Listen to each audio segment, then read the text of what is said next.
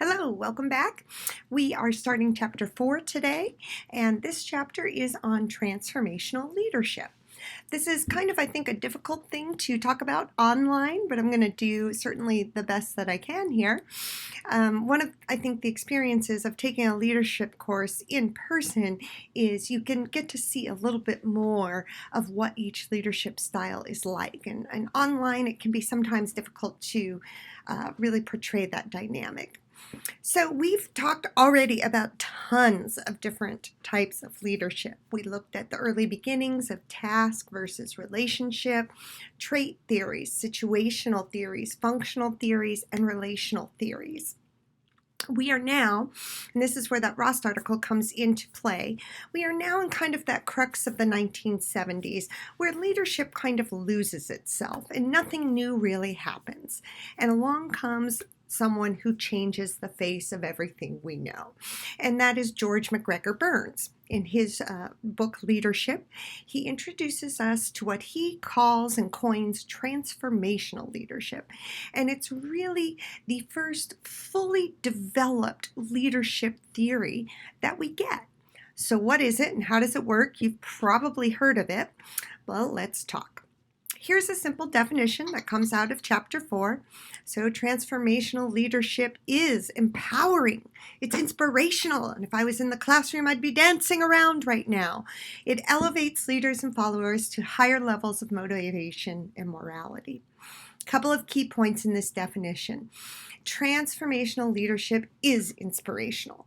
It makes you want to go out and change the world. You have to be an incredibly motivational speaker and person, I think, to carry off transformational leadership, to really find out what is going to make your followers go beyond. It's not just about meeting the task. We're talking beyond any and all task because they feel so inspired. The second critical part about this definition is morality. Burns at this point claims there is again a moral element to leadership. And it is this actual moral call to do the right thing that is supposed to elevate its followers to higher levels. So certainly we're going to investigate those parts of transformational leadership. Now, your book gives kind of 5 things that belong in transformational leadership. It says you have to have creativity, you have to be interactive, you have to be a visionary, you have to be empowering, and you have to be passionate. And the passionate is no surprise because if you are not 100% passionate about what you're doing, there is no way you can elevate your followers to a higher level. And I do this with students in the classroom. I come in like, teaching is the most amazing thing I've ever done in my life. Because if I'm not in love with it, if I'm not passionate about it, how can I actually expect you to do anything? And that's really the premise that starts coming out of transformational leadership. So we're going to take a look at each step individually. I think number 1 is the fact that transformational leaders are creative. So we definitely need a creative person who can come up with different solutions, who thinks, I hate to say it, outside of the box. And if we were in class right now, we'd actually do a very fun creativity activity. And the funny thing is, I can't have you do it online because you could just Google the answers. And really, I don't see the fun in that. The fun of it would be to try to get you to think outside of normal means. So creativity is something we need because it says there's multiple ways to one end. Equifinality. It's an organizational communication term, and we often get stuck with only one choice or the other. So if you're not a Democrat, then you must be a Republican. Well, aren't there many other things you could be?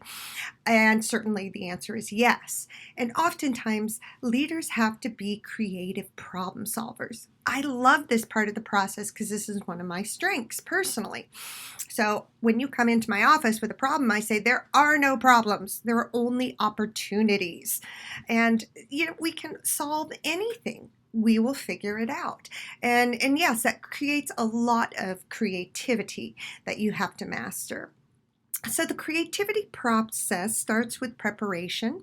Maybe you have some different ideas. I don't always know, but if someone comes to me with a problem, I'll throw out all kinds of different ideas. Then there is kind of this incubation period where you do have to kind of sit on those ideas and mull them over and try and decide which one you think is going to work the best. And those could sit for years, literally. But hopefully at some point, an illumination hits. You say, yep, that's the way to do it. I was trying to figure out how to turn Jenga into a team building game when it's actually a competitive game. And I kept thinking of all these different ways to go about it, and finally it hit me how to do it. I had that illumination, and then I went and used it in the classroom as a team building activity, and it totally worked, and that was verification. I like playing games, and that's, I think, another creative set. I came up with a decision making game called COMM485. So we had a Monopoly board and everything, but it was COMMopoly, and we had communication competence cards, and just different things like that I had to kind of, the first time I tried it, it didn't go as planned, but over a while the game began to produce the way I had anticipated. So you need creativity because a lot of people get stuck in the same old, it's either one way or the other, and that's all the options you have, when in reality there are so many more.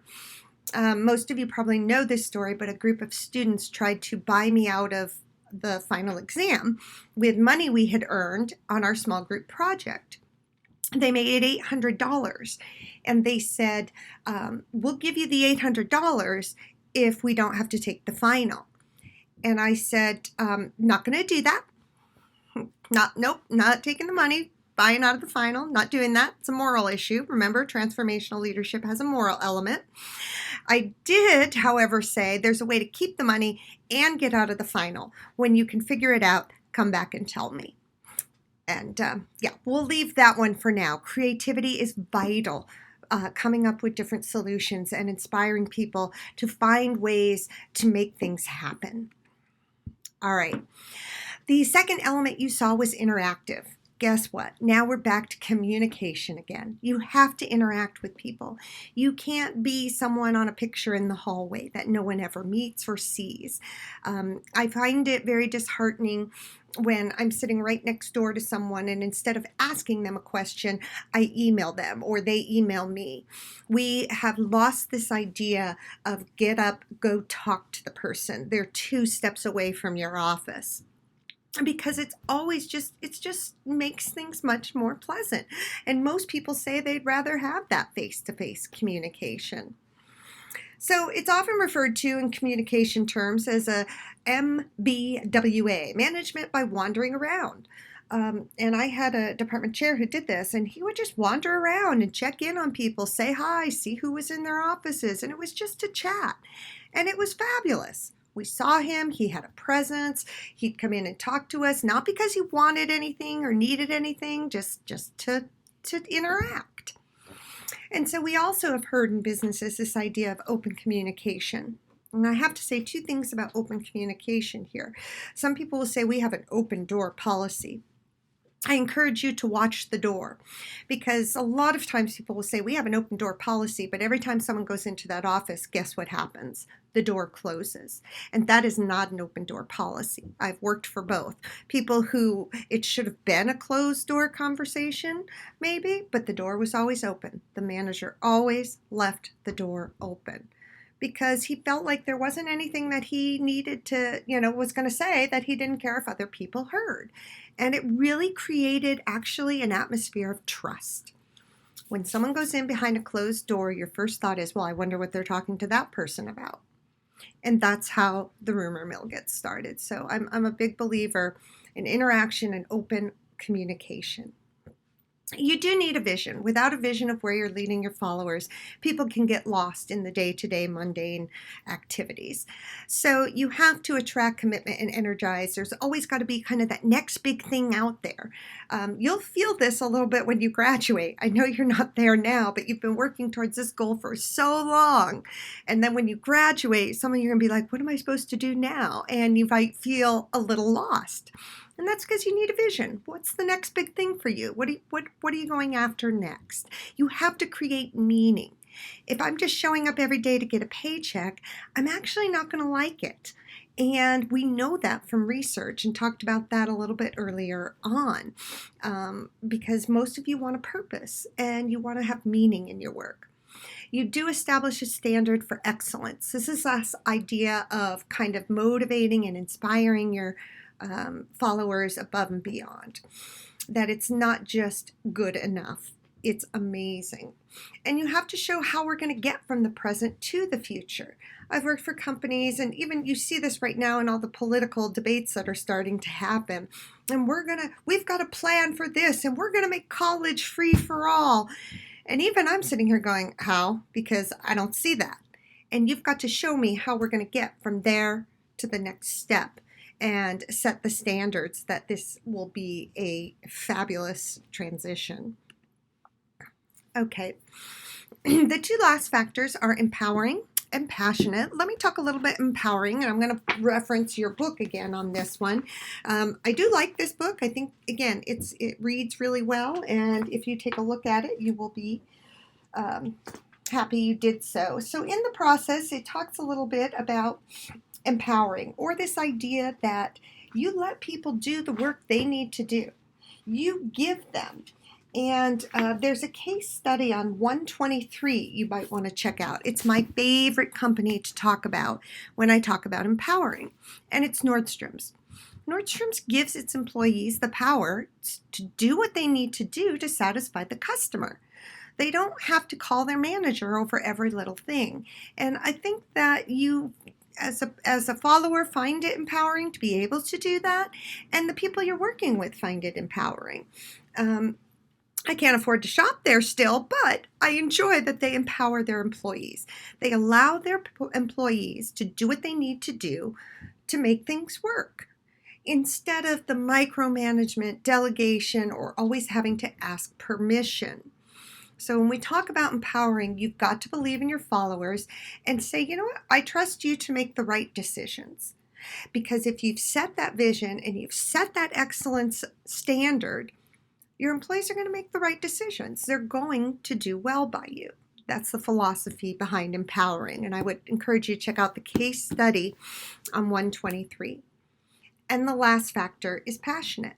And I talked a little bit about this. I once had a student write, she's way too passionate about communication. And I was like, yes, maybe I am, but I just don't think you can be too passionate.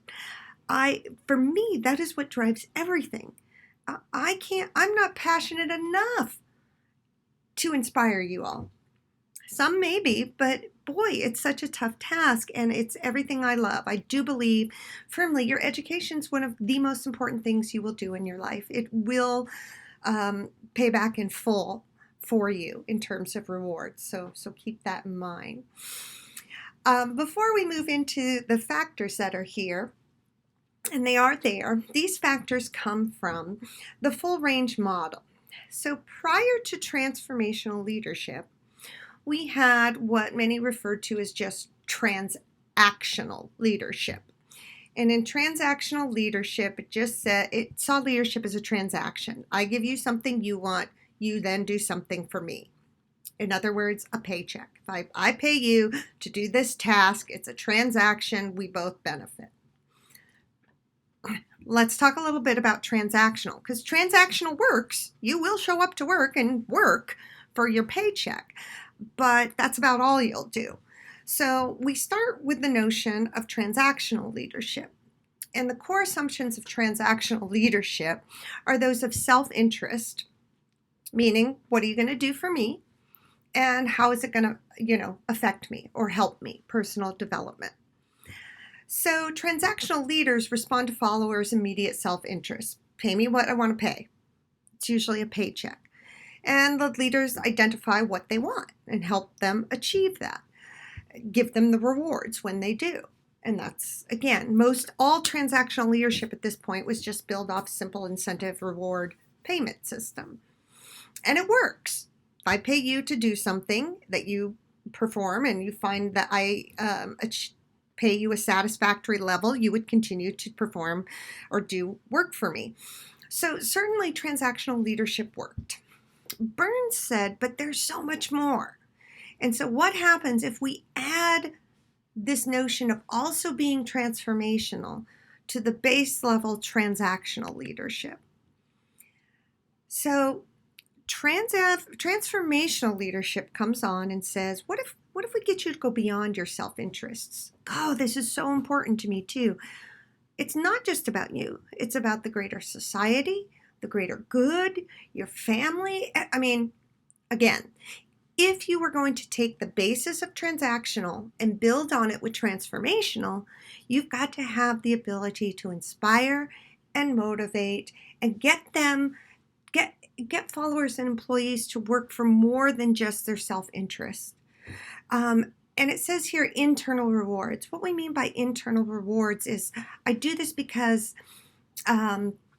it makes me feel good.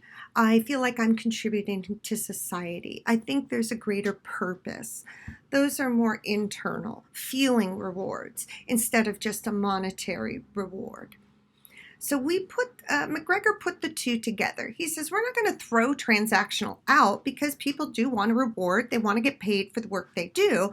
But if we were to add the ideals of transformational leadership to transactional leadership, what would happen? Ta-da! Here's what would happen. So we have the kind of management by rewards, management by exception. Even there you can see the laissez-faire. And you look at passive and ineffective. When you add these other four factors, which is what Burns came up with, that you are going to consider the individual, you're going to stimulate them intellectually. It's really funny because I this semester had a student who complained that the class was too easy. And that's always funny because most of you are usually asking me, who's the person to get the easiest A from? So that I got this feedback that they thought the class was too easy. It actually is speaking to this, where we do want to be intellectually stimulated.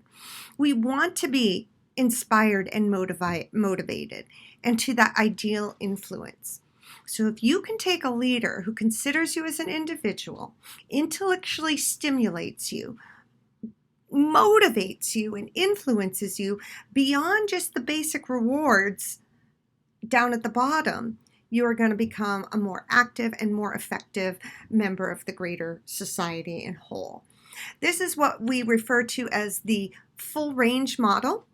There is an article on Blackboard on transformational leadership where this full range model is explained. And I am going to encourage you again, please read that article because you do need to know these 4 I's of transformational leadership. So what you see here is transactional and corrective leadership down on the bottom. And when you add transformational leadership to that, as the graph shows here, guess what happens? Performance exceeds expectations. Transactional leadership, it meets expectations. I pay you when you do a good job. I reprimand you when you don't. That's management by exception, and that's it. But again, if I go back and throw in the 4 I's, I'm going to get even more out of you. I'm going to transform you. And so certainly that's the notion behind transformational leadership. Now, transformational leadership, again, it's very inspirational. You have to be a very good motivational, inspirational speaker to pull off transformational leadership. And we'll talk a little more about some studies on it because it was such a critical and new way of thinking about things. It really, in the 80s and 90s, got people thinking, wow, we've got to care for the whole person we're leading. And if we do that, that's going to make expectations and performance even better than just paying them a good wage. And it's true. I mean, you want to make a good wage, but if you have someone who's going to develop you, believe in you, and inspire you for a greater purpose, you will work 5 times as hard. Guarantee it. You will transform. And that was the notion behind Burns' model when he started it in the 70s. All right, you can actually measure yourself as a transformational leader. Now, all self-measurements are usually a little bit biased because you think you're wonderful, but the multi-factor leadership questionnaire is up on Blackboard. Your job is to take that and report your scores to Blackboard on it, and you'll get a score for all of those elements that we just talked about in the full range model. These are the factors. So you'll get a score for how inspirational are you in your motivation, how intellectually stimulating, concern, influence, reward, and exception. That's the full range model, and the MLQ, the multi-factor leadership questionnaire, measures that. So you're going to take that. Let me know how transformational you are on each of the different factors.